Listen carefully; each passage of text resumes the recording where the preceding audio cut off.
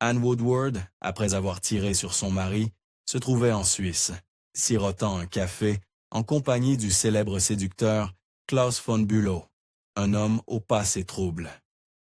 Des rumeurs circulaient selon lesquelles il aurait tué sa mère, serait nécrophile, et des années plus tard, il fut accusé du meurtre de sa propre épouse. À une table non loin de là, se tenait l'écrivain Truman Capote. Truman, qui suivait de près l'affaire des assassinats Woodward, haussa les sourcils.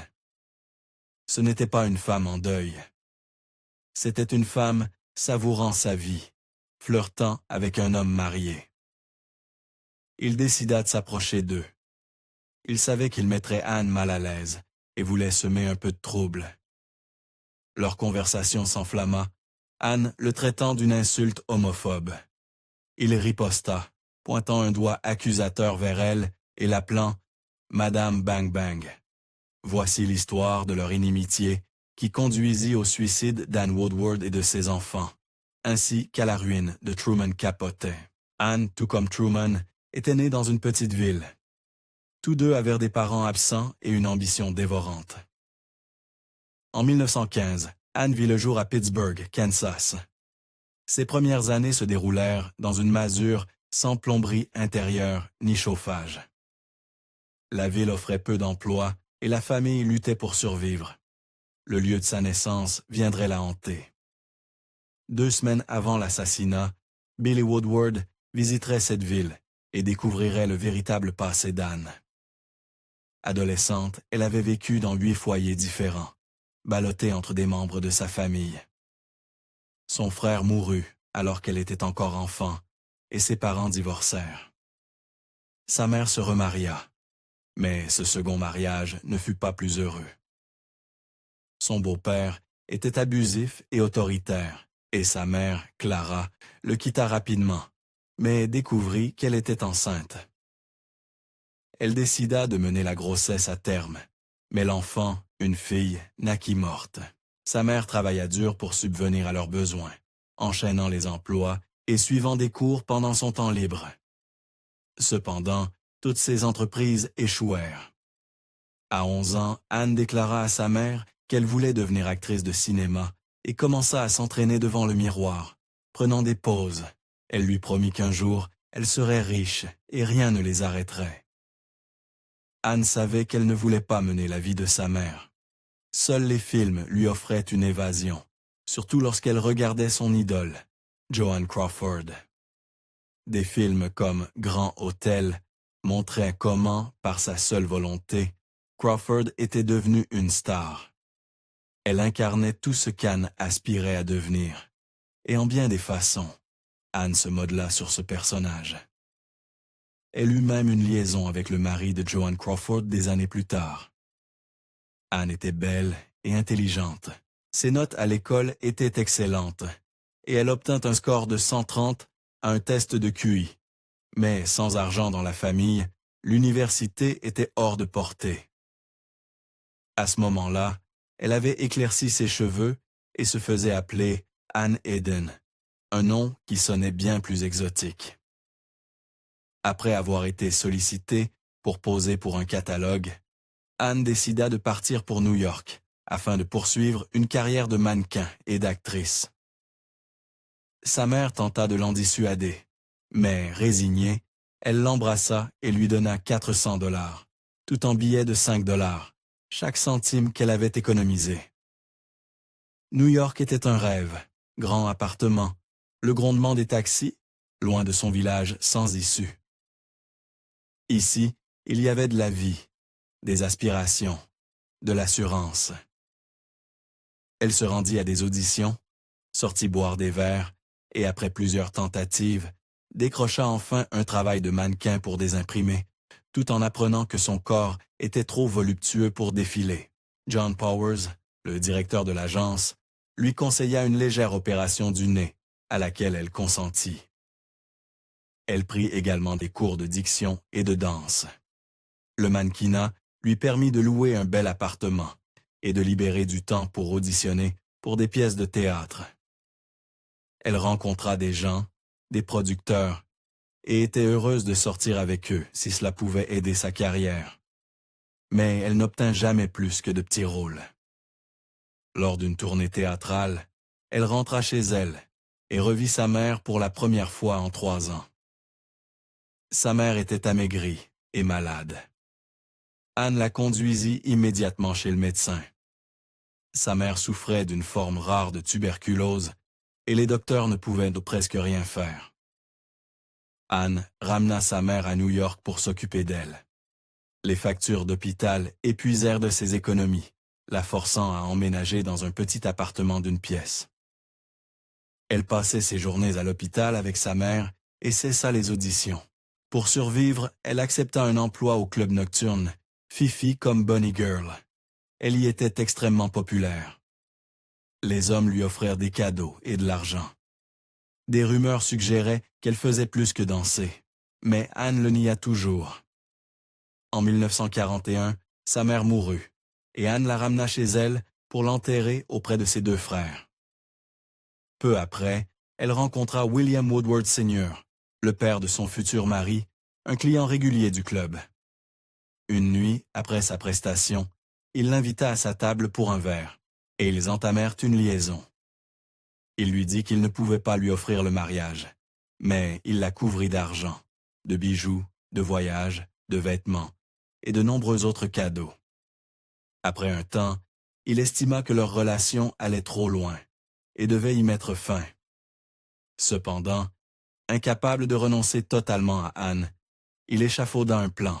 Il pensait que son fils Billy était vierge, peut-être même homosexuel, et demanda à Anne d'utiliser ses talents de séduction sur lui, voyant cela comme une situation bénéfique pour tous. Sauf, bien sûr, pour son épouse, Elsie Woodward. Anne accepta immédiatement. Peu après, Billy et un ami vinrent au club. Anne déploya tout son charme, et Billy, timide, succomba rapidement. Des années plus tard, il décrirait ce moment comme une scène de séduction classique, orchestrée par elle. Un piège tendu par une femme expérimentée pour capturer son homme. Peu après cette nuit, ils entamèrent une liaison, et quelques mois plus tard, il lui demanda de l'épouser. Sa mère était horrifiée. Même William, qui avait pensé qu'une relation serait bonne pour son fils, s'opposa au mariage, mais rien ne put faire changer Billy d'avis. Anne, de 5 ans son aînée, s'amusait de ce jeune homme sur lequel elle semblait avoir tant de pouvoir. Billy la voyait comme différente, audacieuse, à l'opposé des femmes que sa mère lui présentait. Elle avait dormi dans des parkings, des hôtels miteux, et désormais, une vie radicalement différente s'offrait à elle. Sa mère était consternée et détestait Anne, la considérant comme une vulgaire opportuniste. Au début de leur mariage, ils semblaient heureux. Pendant que Billy était absent dans la marine, Anne attendait leur premier enfant. Elle vivait avec sa belle-mère, avec qui elle échangeait à peine. Quand Billy revint après une période éprouvante dans l'armée, Anne n'était plus la femme qu'il avait quittée. Elle était gonflée par la grossesse, prête à accoucher. Il voulait vivre sa vie et devint un playboy, passant peu de temps avec Anne, même après la naissance de leur second enfant. Il vivait toujours chez ses parents. Billy était satisfait de cette situation, car il pouvait sortir s'amuser, laissant les responsabilités à d'autres. Il ne voulait pas être enfermé dans un foyer. Finalement, il céda et acheta une maison de grès brun à Manhattan. Anne avait désormais une maison, des domestiques, des majordomes, des cuisiniers. Elle, qui avait bu du café dans des tasses ébréchées, sirotait maintenant du champagne dans des flûtes de cristal poli. Les rumeurs sur son passé circulaient, et les femmes de la haute société la tenaient à distance, la considérant comme inférieure. Elle les voyait comme des hypocrites. Toutes s'étaient mariées à de vieux lords, pour un titre, ou à de riches magnates du pétrole. Aucune n'était différente d'elle. Anne entreprit de devenir une dame de la haute société. Elle prit des cours de maintien, d'étiquette, de diction et de français. Mais Billy s'était épris de la fille de Fifi. Maintenant qu'elle se transformait en une femme de la haute société comme les autres, il lui en voulait, l'insultant à chaque occasion, allant jusqu'à la traiter de prostituée devant leurs amis.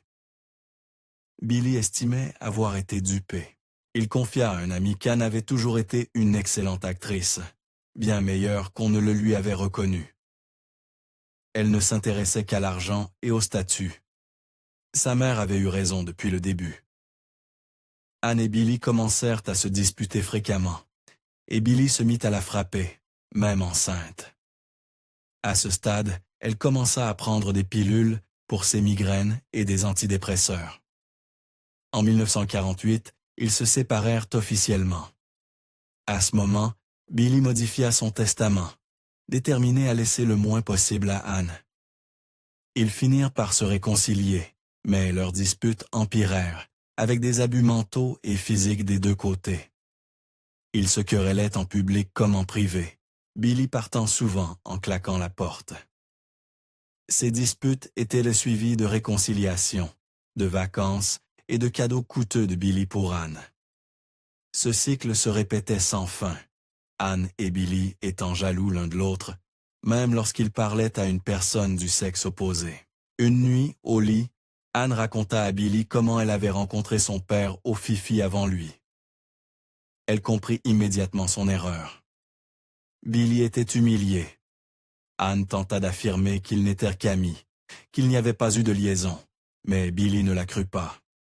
Il était profondément blessé. Son père avait connu son amante avant lui. Tous deux buvèrent de plus en plus, se provoquant mutuellement en public, flirtant et ayant des liaisons sous les yeux l'un de l'autre. Cela entraînait des disputes notoires, suivies de réconciliations passionnées. Anne devenait hostile lorsque des femmes s'approchèrent de lui et était également jalouse des hommes. Les rumeurs sur la bisexualité de Billy ne s'éteignaient jamais, et elle était convaincue qu'il avait aussi des aventures avec eux. Une nuit, lors d'une fête, elle lui cria devant les invités « Pourquoi ne ramènes-tu pas un homme dans notre lit, puisque c'est ce que tu veux de toute façon ?» Le parcours de Truman Capote était similaire à celui d'Anne. Issu de rien, il avait été envoyé vivre chez des parents, pendant que sa mère et son père poursuivaient leurs propres rêves. Il était toujours une déception pour sa mère, qui avait voulu avorter. Elle lui en voulait, car sa naissance l'avait enchaînée à une vie qu'elle ne désirait pas. Elle l'abandonna pour poursuivre ses ambitions à New York et épouser un riche courtier en bourse. De plus, ses tendances homosexuelles la dérangeaient. Finalement, il fut ramené vivre avec elle. Son livre, Autre voix, autre salle, en avait fait une coqueluche littéraire, mais peu après, son beau-père fut licencié pour détournement de fonds. Sa mère, qui avait passé des années à s'intégrer dans les cercles sociaux huppés, fut humiliée. Les dames de la haute société lui tournèrent le dos. Étant dans un écho au futur suicide d'Anne, elle avala une bouteille entière de pilules et se donna la mort. Les mêmes pilules qu'Anne utiliserait des années plus tard. Certains soutiennent que Truman détestait Anne parce qu'elle lui rappelait, à bien des égards, sa propre mère, une ambitieuse sociale, bien qu'il ne vit jamais ses traits en lui-même. Dans la nuit du 29 octobre 1955, Billy et Anne Woodward assistèrent à une réception en l'honneur du duc et de la duchesse de Windsor. Les deux familles se connaissaient depuis des années. Anne avait une grande affinité pour la duchesse, l'ancienne Wallis Simpson, qui, tout comme elle, était mal vue par la famille de son mari et ridiculisée par la presse. En chemin, le couple s'était encore disputé, cette fois au sujet de l'achat d'un avion par Billy. Par coïncidence, cet avion était fabriqué à Pittsburgh, Kansas, à 2 miles de la ferme où Anne avait grandi. « Ma femme a été fabriquée là-bas, elle aussi », plaisanta-t-il. Lorsqu'ils arrivèrent chez eux à Oyster Bay, le gardien de la propriété les informa qu'un rôdeur sévissait dans les environs. L'homme avait dormi dans le garage. Une fenêtre était brisée et des boîtes de conserve ouvertes traînaient partout. Billy appela lui-même la police pour signaler l'incident et garda une arme sur lui le reste de la journée, l'emportant même avec eux en voiture jusqu'à la réception. Un invité se rappela qu'Anne interrogeait tout le monde à la fête sur ce rôdeur, paraissant extrêmement nerveuse. Quelqu'un lui dit qu'elle était obsédée. Anne sourit, acquiesça et déclara qu'elle dormirait ce soir-là avec une carabine à côté de son lit. À côté de son lit se trouvait également une radio, un verre d'eau et une boîte de pilules pour ses migraines, sa dépression et les nombreuses douleurs dont elle se plaignait auprès de ses amis. Les enfants furent couchés tôt, car Billy avait promis de les emmener voler dans le nouvel avion le lendemain matin. Sur le chemin du retour, leur dispute se prolongea. Lorsqu'ils s'étaient rendus à Pittsburgh, Kansas, pour récupérer l'avion, Billy avait vu la ville d'Anne et, dans un bar, avait rencontré un homme qui se souvenait du nom d'Anne Crowley. Il lui raconta l'histoire de sa mère et de sa vie, et lui révéla que son père était encore en vie, conducteur de tramway à Détroit. Il l'avait appelé pour lui dire que ses avocats seraient ravis de toute la saleté qu'il avait découverte sur elle. Après le divorce, elle ne reverrait jamais les enfants et devrait retourner à Kansas. Plus tard, ceux qui pensaient qu'Anne était coupable de l'assassinat utilisèrent cet épisode comme preuve, affirmant que tout ce qui suivit pouvait être relié à ce voyage de Billy Woodward à Kansas. De retour chez eux, Billy et Anne inspectèrent la maison pour s'assurer que le rôdeur n'y était pas. Billy tenant son pistolet. Il prit une carabine dans l'armoire à fusil et la donna à Anne pour qu'elle se protège. Il en prit une pour lui également. Puis ils se souhaitèrent bonne nuit à voix basse et se retirèrent dans des chambres séparées. Tous deux étaient ivres. Anne plaça la carabine près de son lit, enfila une chemise de nuit, se démaquilla, se brossa les dents, appliqua de la crème froide et avala une poignée de somnifères. Dans la chambre voisine, Billy s'apprêtait à prendre une douche. Selon le récit d'Anne, peu après s'être couchée, elle entendit un choc et des grognements. Dans son état mental confus, elle pensa au rôdeur. Saisissant la carabine, elle sentit une montée d'adrénaline. Elle ouvrit lentement la porte de sa chambre et scruta le couloir. Une faible lueur de lune était la seule source de lumière. Dans la quasi-obscurité, elle entendit des pas et aperçut une ombre. Puis, elle fit feu. Elle courut dans le couloir et vit l'homme mort à ses pieds. C'était son mari. Sa première réaction fut de courir vers l'armoire à fusil, au bas de l'escalier, et de remettre plusieurs cartouches dans l'armoire. Elle expliqua qu'elle craignait, si elle gardait les cartouches, de se tirer dessus. Ensuite, elle tenta d'appeler, mais affirma qu'elle ne parvenait pas à composer le numéro de la police. À 2h07 du matin, l'opératrice reçut un appel d'Anne. Anne était hystérique, et l'opératrice ne comprenait pas ce qu'elle disait. Quelques minutes plus tard, un homme appela, disant avoir entendu une femme crier, pensant que cela venait de la maison des Woodward. Après avoir raccroché avec la police, Anne appela immédiatement son avocat. Lorsque la police arriva, elle trouva Anne allongée sur Billy criant « Mon chéri, mon chéri ». Du sang maculait son visage, ses mains et sa chemise de nuit. Les enfants dormaient encore. La police lui demanda si elle avait vu qui avait tiré sur Billy. Elle murmura « Non, non, c'est moi qui ai tiré sur Billy. Nous avions tous les deux des armes. Je pensais que c'était le rôdeur. » Quand le médecin arriva, Anne fut examinée, mais elle refusa d'enlever sa chemise de nuit, ne voulant pas que le médecin voie ses bleus et suppose qu'elle et Billy s'étaient battus. On lui administra une injection de thorazine pour la calmer, ce qui fut plus tard critiqué, car administrer un sédatif à une suspecte de meurtre n'était pas une pratique courante. La police trouva certains détails suspects. Un témoin affirma qu'il y avait eu un intervalle de 20 minutes entre le coup de feu et les cris d'Anne. Ce témoin déclara avoir vu une lumière allumée dans le couloir, éteinte à l'arrivée de la police. Anne aurait crié tout ce temps, mais le témoin ne l'entendit qu'après 20 minutes. Et pourquoi les enfants n'avaient-ils rien entendu? La plupart des gens dans leur cercle social s'attendaient à ce que leur mariage se termine, mais pas par un meurtre. Avec la réputation d'Anne et leurs relations tumultueuses, les commérages allèrent sur bon train, et la majorité pensait qu'Anne était coupable. Mieux vaut être veuve que divorcée, disait-il. La mère de Billy était convaincue qu'Anne avait assassiné son fils, bien qu'en public, elle soutint le contraire pour éviter que l'on fouille dans leurs secrets. Peu après, un homme nommé Paul Wirtz fut arrêté pour violation de sa liberté conditionnelle. Il avait rôdé dans les environs de la maison des Woodward. Plus tard, il admit avoir été sur leur propriété le samedi soir. Selon lui, il erra sur leur terrain avec une carabine, affamé.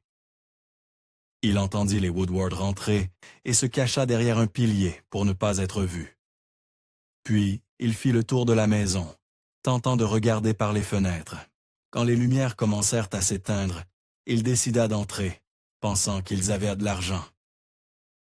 Il attendit 1 heure, puis grimpa dans un arbre à droite de la maison. En montant, une branche se cassa, et il tomba. Il remonta, atteignit le toit, et entra par une porte vitrée. En entrant, son pied s'accrocha dans les rideaux, il perdit l'équilibre, et la crosse de sa carabine brisa un panneau de la porte. Aucune lumière ne s'alluma, alors il continua. Soudain, il entendit un coup de feu si fort qu'on aurait dit un canon. Il traversa la pièce à toute vitesse, s'enfuit par le toit, sauta en portant toujours sa carabine et courut dans les bois. Pendant que le grand jury délibérait sur une possible inculpation d'Anne pour meurtre, Elsie Woodward lui rendit visite. Elsie redoutait un procès. Elle craignait que les frasques de Billy ne soient exposées, qu'Anne n'apparaisse comme une femme battue et soit finalement innocentée. Elle dit à Anne que sa famille et elle avaient le pouvoir de faire disparaître toute accusation. Tout ce qu'Anne devait faire était renoncer à ses droits sur les enfants.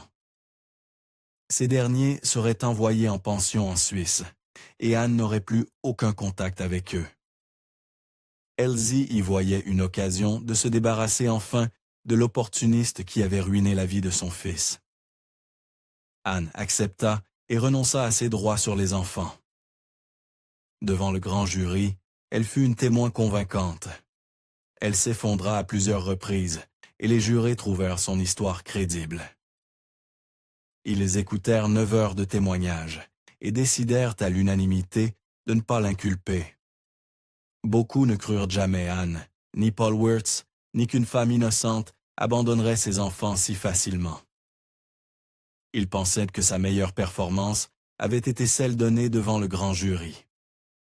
Anne fut bannie de la haute société new-yorkaise, son principal détracteur étant Truman Capote. Truman collectait depuis longtemps des histoires sur les femmes des cercles les plus huppés. Il projetait d'écrire un livre, mêlant faits et fiction, exposant les vies de la haute société. Un sujet l'excitait par-dessus tout, l'assassinat de Woodward. L'idée d'utiliser Anne comme personnage principal le passionnait. Ce roman ferait de lui un Henry James moderne. Son livre, Answered Prayers, inclurait d'autres figures de la haute société, comme Babe Paley, Slim Keith et Gloria Vanderbilt. Il pensait qu'il rivaliserait avec À la recherche du temps perdu de Marcel Proust. Dans une lettre à son éditeur, il qualifia cette œuvre de chef-d'œuvre. Avec Anne Woodward comme personnage central, le roman s'appellerait Answered Prayers et, en cas de succès, exaucerait les siens, dit-il. Ses amis ignoraient qu'ils étaient utilisés. Il demanda à son éditeur de ne rien dire du livre, de peur que ses mécènes ne le découvrent. Cependant, en 1959, son roman fut mis en attente lorsqu'il lut dans le journal l'histoire d'un riche fermier, Herb Clutter, et de sa famille assassinés chez eux. L'affaire semblait tirée d'un roman. Un jour d'automne typique dans une petite ville américaine, une famille riche tuée dans un crime insensé. Il était intrigué par les victimes, qui n'avaient même pas résisté aux intrus. Il ne voulait pas résumer l'affaire, mais dépeindre la réaction de la ville de Holcomb et des enfants survivants à l'assassinat de leurs parents et frères. Les meurtres n'étaient pas encore résolus lorsqu'il entreprit le voyage. Craignant que les habitants se méfient des étrangers, il invita Harper Lee à l'accompagner. Elle venait de terminer son propre roman « Ne tirez pas sur l'oiseau moqueur », qui n'était pas encore publié.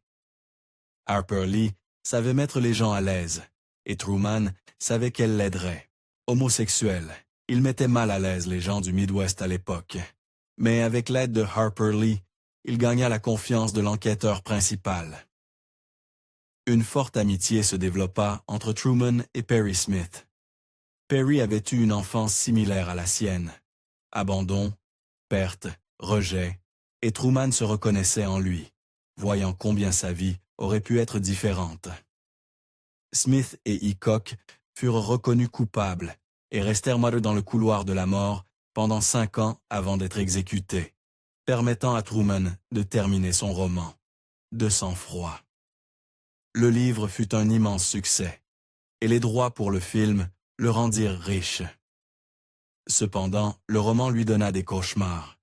Il se mit à boire et à faire la fête davantage, passant du temps avec ses amies mondaines, qu'il appelait ses signes. Sa soirée en noir et blanc, le 28 novembre 1966, en fit le centre du monde social et fut surnommée la fête du siècle. Avec cette soirée, il atteignit l'apogée de sa gloire. Mais c'est à ce moment que commença sa chute. Il put enfin reprendre Answered Prayers. Il réalisa que l'assassinat de Billy Woodward par sa femme Anne avait tout ce qu'il désirait. Sexe, violence, trahison, meurtre et haute société. Tout est déjà dans ma tête, confia-t-il à son éditeur. De plus, écrire ce livre lui permettrait de se venger d'Anne Woodward après l'incident en Suisse en 1956, où elle l'avait insulté de manière homophobe, puis traité de taupe. Il passait désormais la plupart de son temps avec ses signes, les femmes de la haute société capables de faire ou défaire une réputation. Babe Paley était son signe préféré. Slim Keith, né de parents modestes, avait fait des mariages avantageux. Gloria Guinness, considérée par beaucoup comme la plus belle femme de son temps. Truman était le chef de cette volée. « Je peux briser n'importe qui à New York si je le veux », dit-il un jour à Slim Keith avec une pointe de fierté. Il avertissait ses amis de ne pas le mettre en colère. « Si vous ne faites pas attention, je vous mettrai dans mon livre », leur disait-il, bien qu'ils ne le prissent pas au sérieux. Après 5 ans de délai manqué, en mai 1974, il publia enfin le premier chapitre de Answered Prayers, intitulé « Monstres intacts ». L'extrait provoqua un tollé, et le public en redemanda. Il déclara dans une interview que son livre serait comme une arme. Quand la balle part, elle sortira avec une vitesse et une puissance que vous n'avez jamais vues. Avec le retour d'Anne Woodward aux États-Unis en 1975, Truman savait que le moment était venu de publier le chapitre « La Côte basque » 1965, le 7e de son livre. La protagoniste, Ann Hopkins, était inspirée d'Anne Woodward. Ann Hopkins était une riche New-Yorkaise du Midwest qui avait tué son mari et s'en était sortie. Son mari était nu en sortant de la douche. Ann Hopkins apparaissait comme une opportuniste vicieuse et prompte à tirer, qui avait assassiné son mari parce qu'il demandait le divorce. Il avait découvert, lors d'un voyage dans sa ville natale, que son premier mariage n'avait pas été annulé et qu'elle s'était engagée dans une relation bigame avec son second mari. Bien que cela ne fût pas vrai pour Anne Woodward, la rumeur circulait depuis des années. Il écrivit qu'Ann Hopkins avait grandi dans un quartier misérable, n'étant rien d'autre que de la racaille blanche. Début septembre 1975, des amis d'Anne Woodward l'appelèrent pour l'avertir que Capote allait publier son histoire dans Esquire en novembre. Avant la sortie du magazine, quelqu'un lui envoya une copie anticipée, peut-être pour la prévenir ou la blesser. Elle ne le savait pas. Anne sentit son monde se rétrécir. Elle avait tenté de se construire une nouvelle vie et avait échoué. Elle dit à tous qu'elle devait partir avant la publication. C'est une bombe qui va exploser. Pourtant, à l'approche du jour fatidique, elle ne partit pas. Fin octobre, elle enfila sa robe préférée, se maquilla lourdement, appliquant un fond de teint épais et un rouge à lèvres éclatant, avala une poignée de pilules et se glissa dans son lit. Les pilules étaient du Seconal, la même drogue qui avait tué la mère de Truman Capote. Quand Elsie Woodward apprit le suicide d'Anne, elle déclara « C'est tout. Elle a tué mon fils. Et Truman Capote vient de l'assassiner. » Quant aux enfants Woodward, James, le plus jeune, sombra dans la drogue et fut interné à plusieurs reprises. En 1972, il sauta d'un balcon et survécut, mais 1 an après la mort de sa mère, il se suicida. William Woodward, l'aîné, tenta de suivre les traces de son grand-père et connut un certain succès pendant un temps, mais plus tard, il sombra dans une profonde dépression. En 1999, il passa par la fenêtre de la cuisine de son appartement et sauta du 14e étage. Anne ne fut pas la seule que Truman détruisit dans son chapitre. Beaucoup de ses amis, les Signes, y étaient également dépeints, dont Babe Paley et Slim Keith. Il exposa leurs secrets, leurs liaisons et leurs trahisons. Cet épisode marqua un tournant pour Capote. Autrefois chéri de la haute société, il se retrouva ostracisé pour sa trahison. Les amis qui lui faisaient autrefois confiance lui tournèrent d'un coup d'eau, le voyant comme un traître ayant exploité leurs secrets pour un gain littéraire. Son addiction à l'alcool et aux drogues s'aggrava, et sa créativité déclina. L'homme qui avait organisé la fête du siècle mourut dans les bras de Joan Carson, ses derniers mots étant « maman », largement oublié par la société qu'il avait si minutieusement décrite et disséquée. En fin de compte, Anne Woodward et Truman Capote furent des figures tragiques, chacune détruite par ses propres failles et circonstances.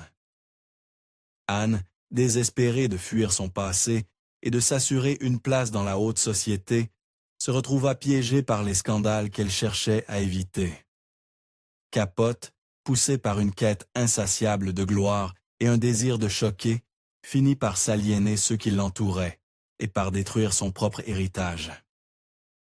Leurs histoires servent de sombres rappels du pouvoir destructeur de l'ambition, du scandale et de la quête d'approbation sociale. Qu'en pensez-vous? Anne était-elle coupable? Truman l'a-t-il poussée au suicide? Commentez ci-dessous. Si vous avez apprécié cette plongée dans l'assassinat d'Anne Woodward, merci de liker, partager et vous abonner. Et comme toujours, merci de regarder.